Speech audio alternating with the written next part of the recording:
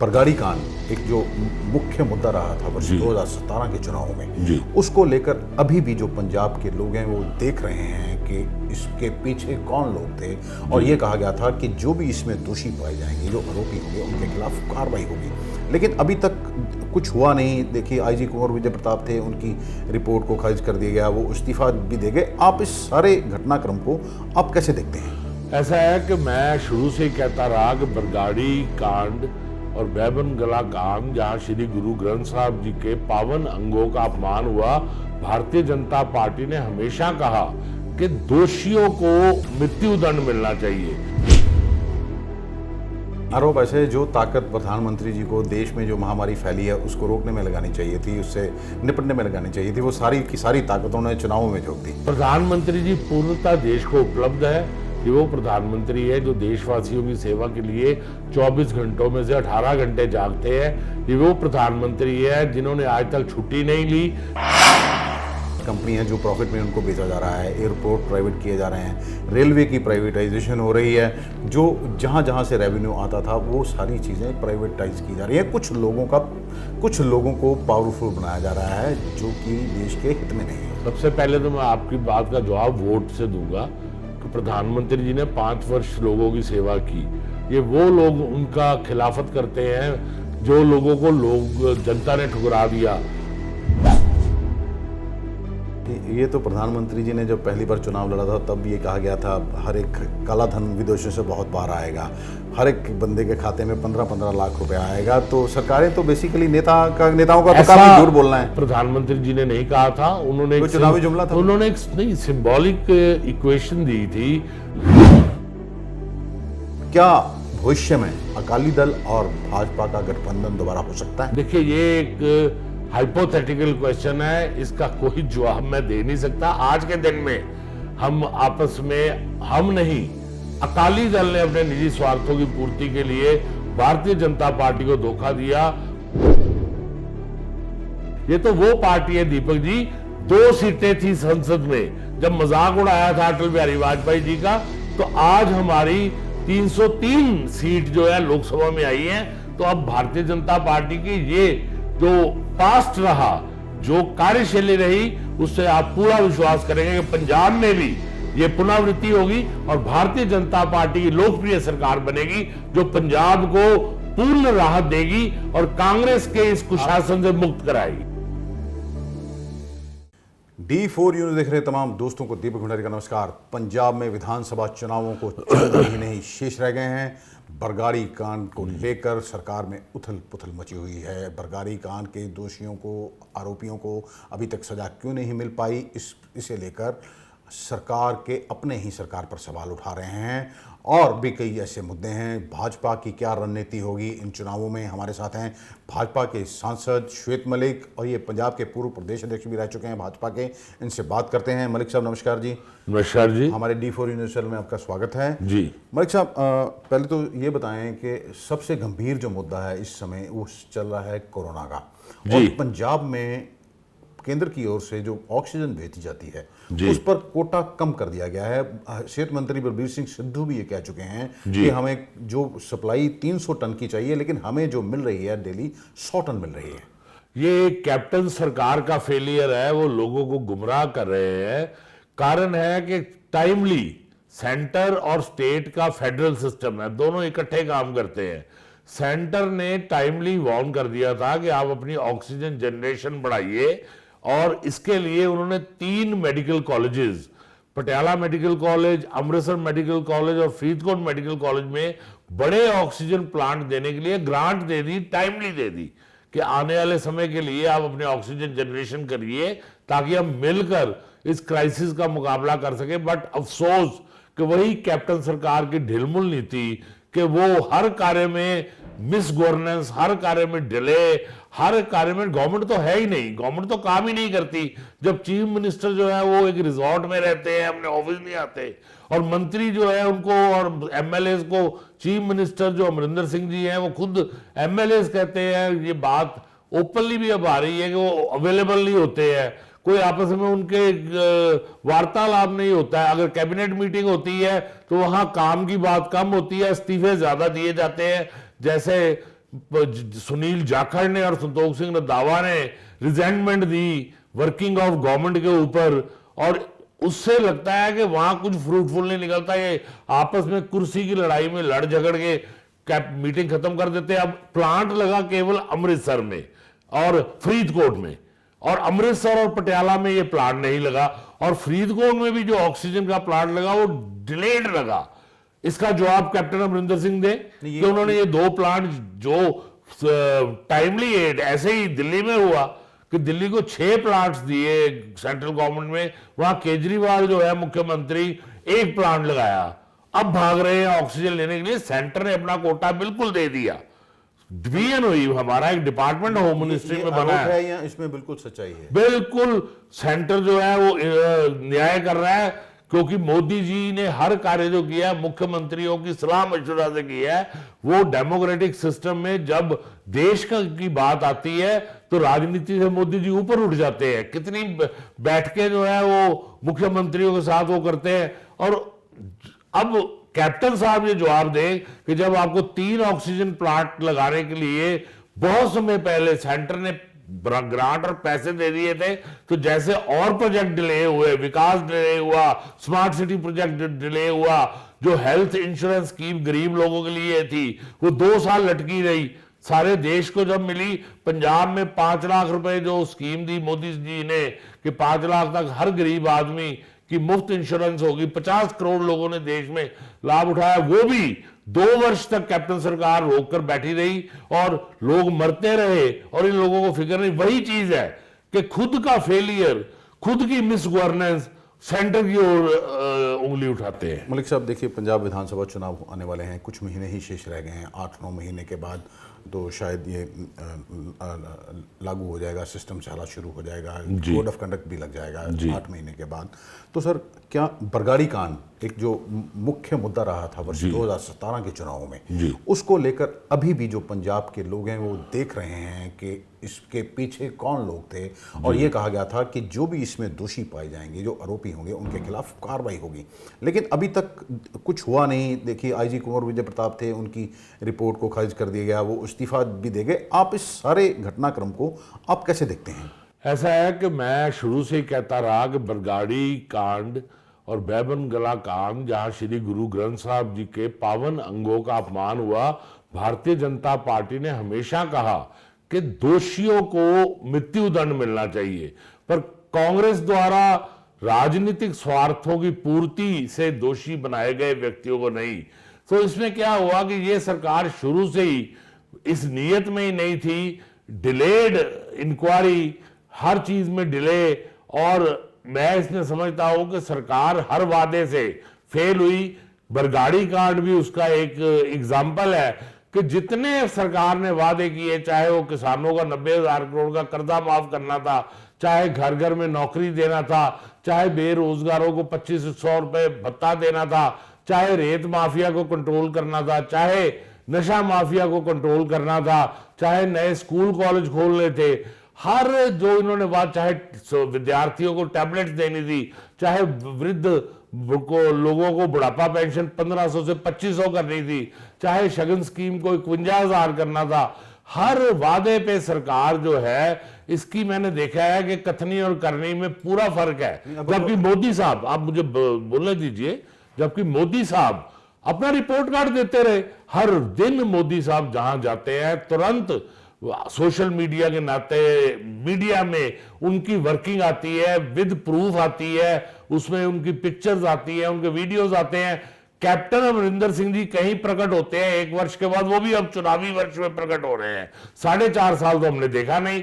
आज रेत माफिया के बेलगाम घूमता रहा, अफसरों के ऊपर वो हमले करता रहा। शराब माफिया, जहरीली शराब पी के लोग मर रहे हैं और माताएं कह रही हैं कि हमें पैरा लगाना पड़ रहा है, इतनी आसानी से शराब और नशे हमारे घरों तक पहुंच रहे हैं। फिर कैप्टन साहब ने जो किया, एक बात कैप्टन साहब ने किया कि जब लॉकडाउन किया तो उस टाइम आय का एक साधन निकाला, कहा कहते थे कि नशा बंद करेंगे, और साधन निकाला कि घर घर शराब पहुंचाने का एक आइडिया इनके मन में आया, और जो बाद में जनता के विरोध के कारण जो है खत्म हुआ, तभी मैंने ये सब आपको सुनाया कि बरगाड़ी कांड का भी यही हुआ। उसकी इंक्वायरी में जो गवाह थे, जो एविडेंस थे, मैं आपको याद कराऊंगा, उस एविडेंस ने कोर्ट में दी कि मुझे संतोष सिंह रंधावा जी जो इनके सीनियर मंत्री हैं, उन्होंने जबरदस्ती मेरे से साइन कराए, जो गवाह की स्टेटमेंट थी। तब से हम कह रहे थे कि ये पार्शियल इंक्वायरी है, ये डायरेक्शन ऑफ गवर्नमेंट जो कांग्रेस की है, स्टेट की, उस पर चल रही है, इस इंक्वायरी का कोई अंत नहीं होगा।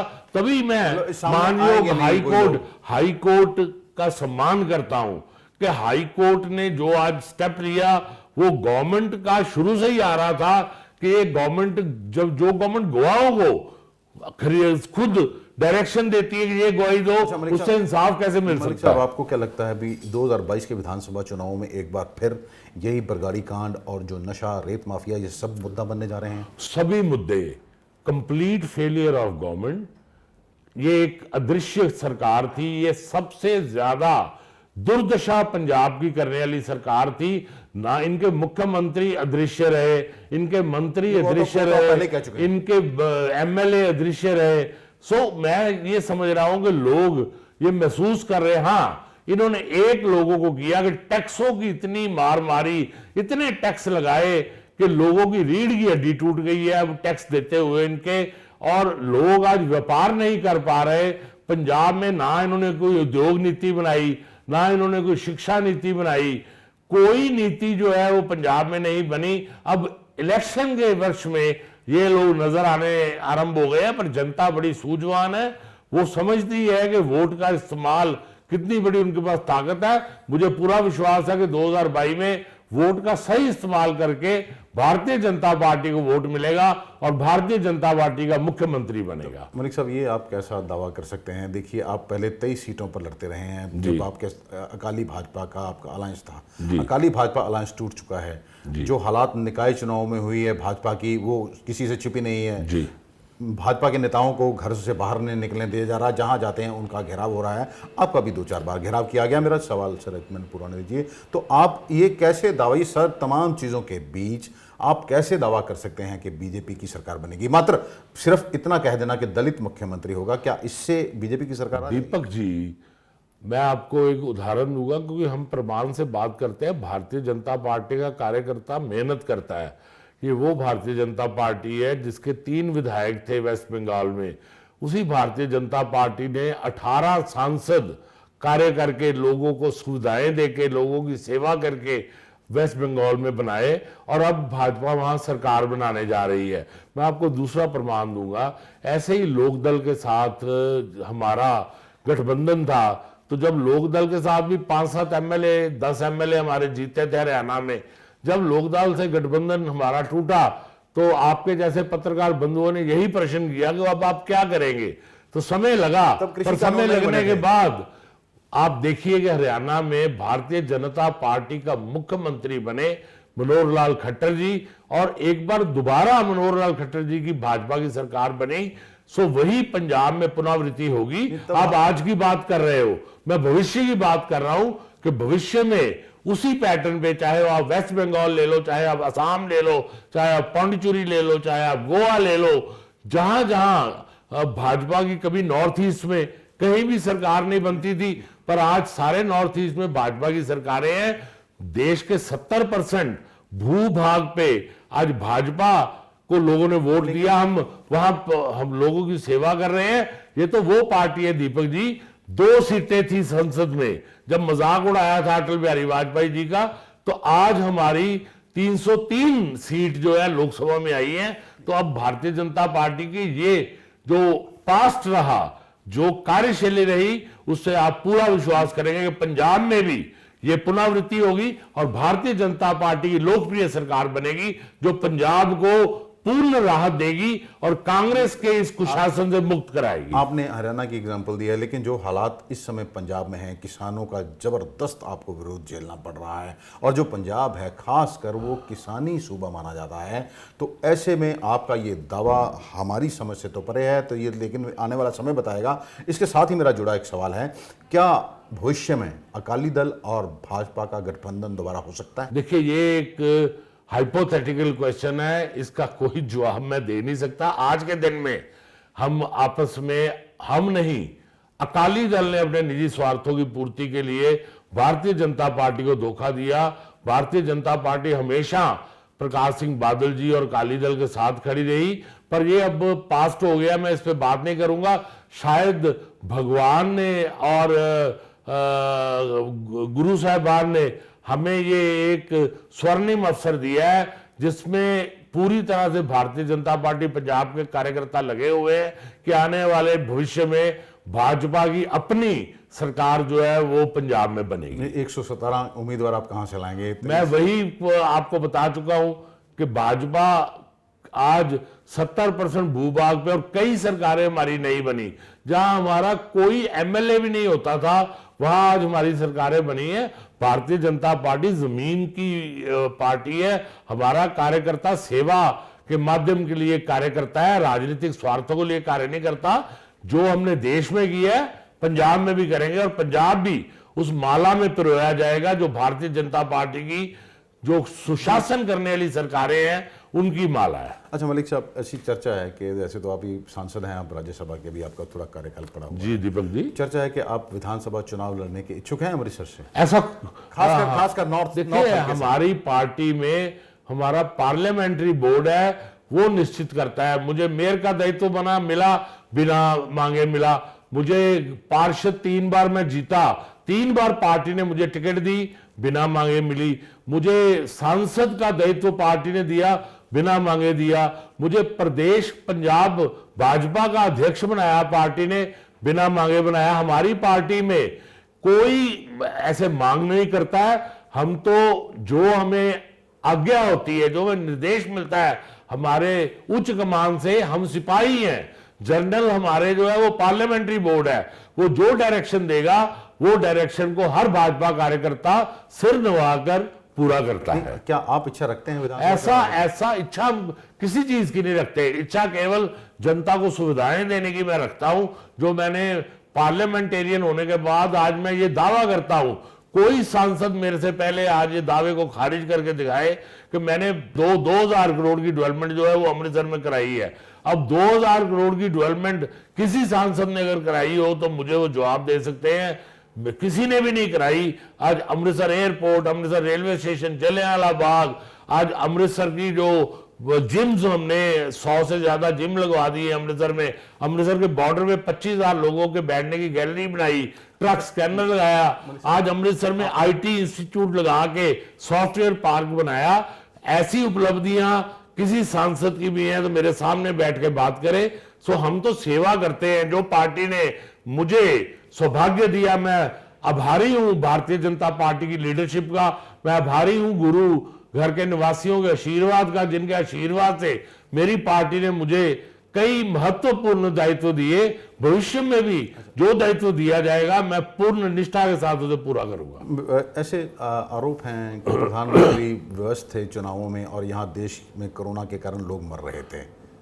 ऐसा मैं दीपक जी, चुनाव एक चलती प्रक्रिया और चुनाव आयोग ने करवाने हैं।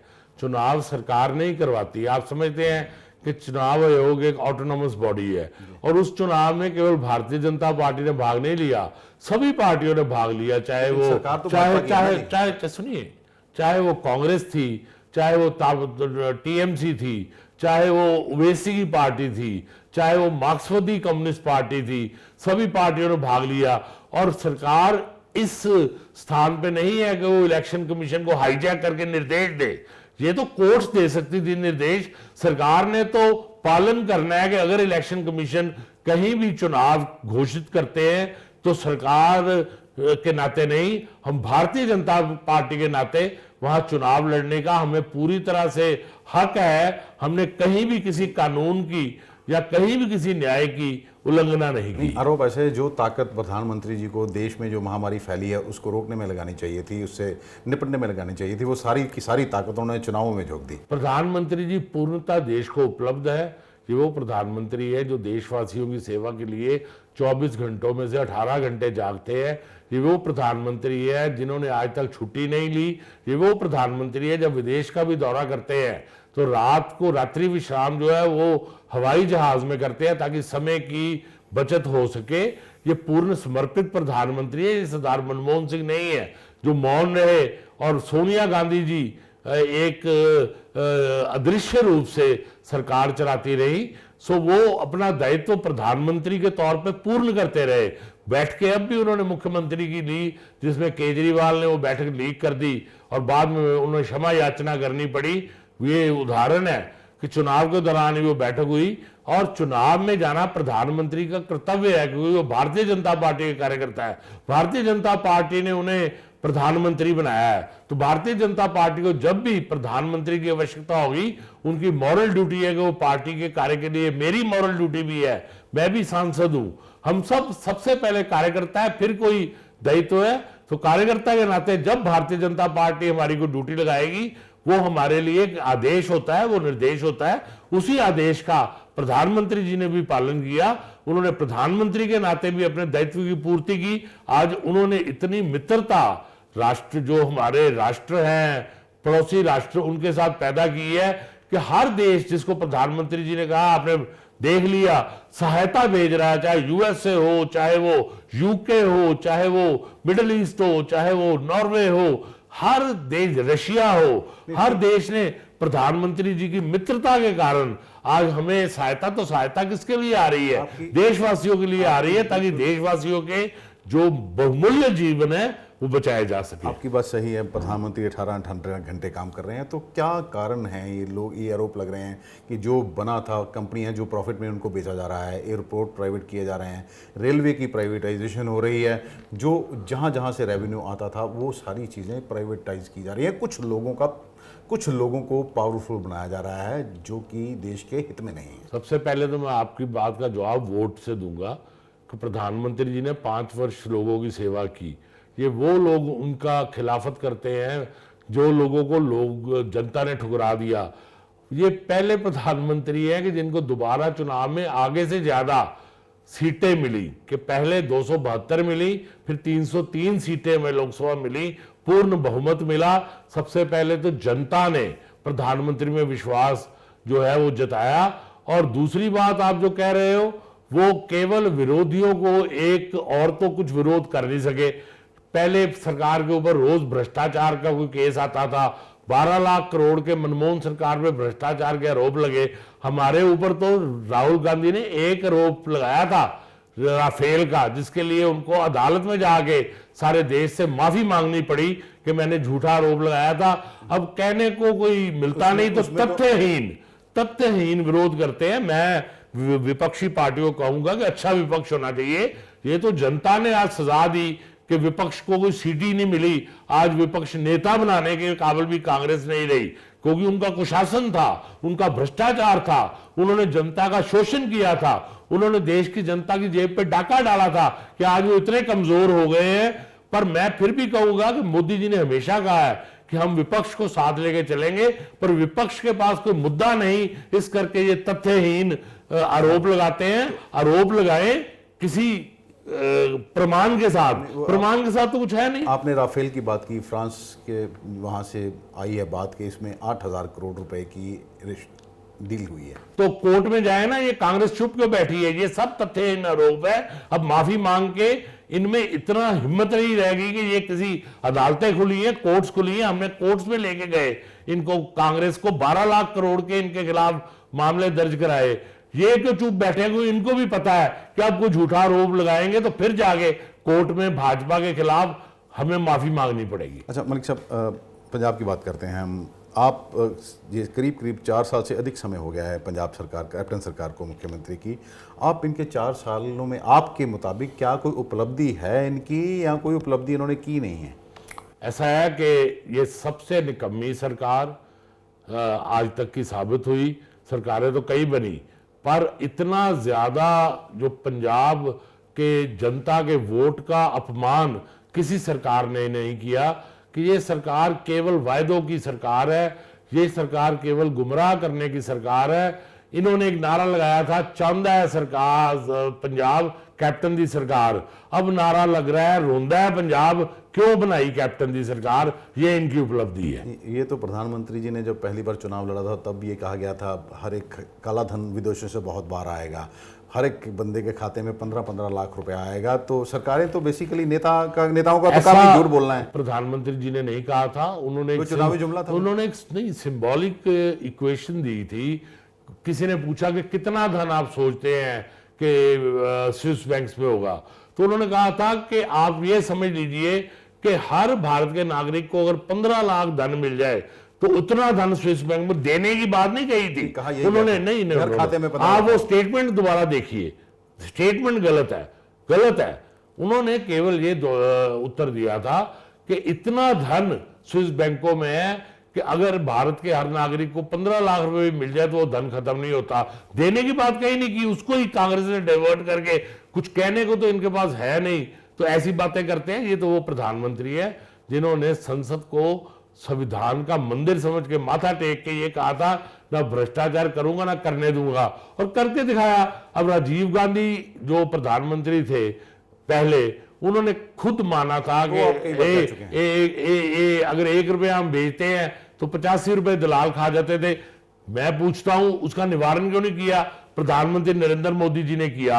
आज 35 करोड़ जनधन खाते खोल के जो बेनिफिट है वो सीधा जनता खाते में जाता है। पीछे जो हमने 1500 रुपए सभी महिलाओं के खाते में जमा कराए उनके अकाउंट में गए जब ये कोविड-19 की जो हेल्प की गई। अब जो हेल्प भी किसी भी वर्ग को मिलती है, चाहे वो हेल्प आयुष्मान हो स्कीम की हो, चाहे बुढ़ापा पेंशन, किसी प्रकार का, चाहे ग्रांट जो मिलती है केंद्र सरकार की, वो सीधे अकाउंट में जाती है। हमने तो पंजाब को भी कहा कि ऐसा ही ट्रांसपेरेंट सिस्टम खेती का में भी लाया जाए कि सब कुछ ट्रांसपेरेंट हो, सब पारदर्शी हो।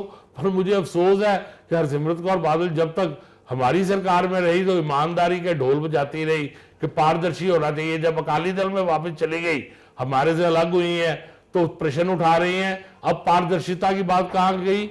हमारी सरकार तो पारदर्शिता की करने, हम जीएसटी लेके आए पारदर्शिता की, बेनामी प्रॉपर्टी एक्ट लेके आए पारदर्शिता की, ये सब ब्लैक मनी, हमने ब्लैक मनी के खिलाफ सिट बनाई। तो उसका मतलब था कि ये काले धन करने वालों को कड़ा जवाब देंगे, कड़ा तमाचा आज काले धन वाले को पड़ा है।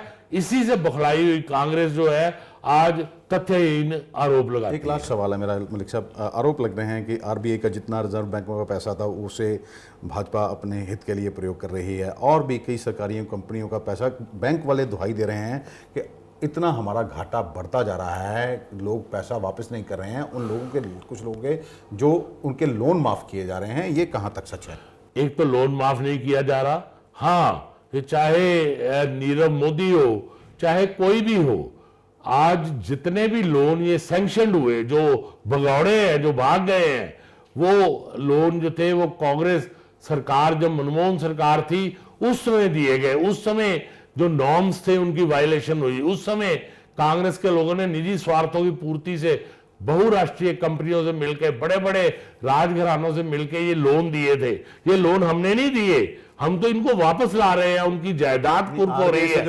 मैं वही बता रहा हूं कि आज आरबीआई से जो पैसा है वो लोक कल्याण में खर्च हो रहा है। एक भी आरोप साबित हुआ है भारतीय जनता पार्टी के खिलाफ? आरोप केवल तथ्यहीन है। भारत की जनता मोदी जी में विश्वास प्रकट कर चुकी है, एक बार नहीं कई बार। वो मुख्यमंत्री भी 4 बार रहे गुजरात के, फिर आज दूसरी बार प्रधानमंत्री रहे। आज तक हर सरकार मोदी जी की दोबारा सरकार आ रही है। सो मोदी जी काम करने में लगे हैं, ये तथ्यहीन आरोप लगाने में विपक्षी पार्टियां लगी है, क्योंकि वो अपना आधार गवा चुकी है और धीरे धीरे आधारहीन होती जा रही है। धन्यवाद हमारे साथ बात करने के लिए सांसद श्वेत मलिक है, जिनका कहना है कि ऑक्सीजन की कमी को लेकर पहले ही चेता दिया गया था पंजाब सरकार को। तीनों मेडिकल कॉलेजों में ऑक्सीजन प्लांट लगने थे जो नहीं लग पाए, इसलिए ऑक्सीजन की जो कमी हुई है उसके लिए इन्होंने कांग्रेस को ही जिम्मेदार ठहराया है। रही बात प्रधानमंत्री 18-18 घंटे काम कर रहे हैं, तो फिर ये तमाम चीज़ें प्राइवेटाइज क्यों हो जा रही हैं, हमारी समझ से परे है। इनका ये कहना है कि पंजाब में भाजपा की सरकार सरकार बनेगी। ये दावा वो तब कर रहे हैं जब पंजाब में इनका ज़बरदस्त विरोध हो रहा है। अब तो अकाली दल के साथ दोबारा इसका गठबंधन इनका होगा या नहीं होगा, ये तो भविष्य की बात है। हम लेकिन ये इस बार ये पक्का है, वर्ष 2022 के जो चुनाव होंगे उसमें बड़ी कांटे की टक्कर होगी और बड़ी ये ऐसे चुनाव पहले कभी देखे नहीं होंगे। अमृतसर से D4 न्यूज़ के लिए दीपक भंडारी की खास रिपोर्ट।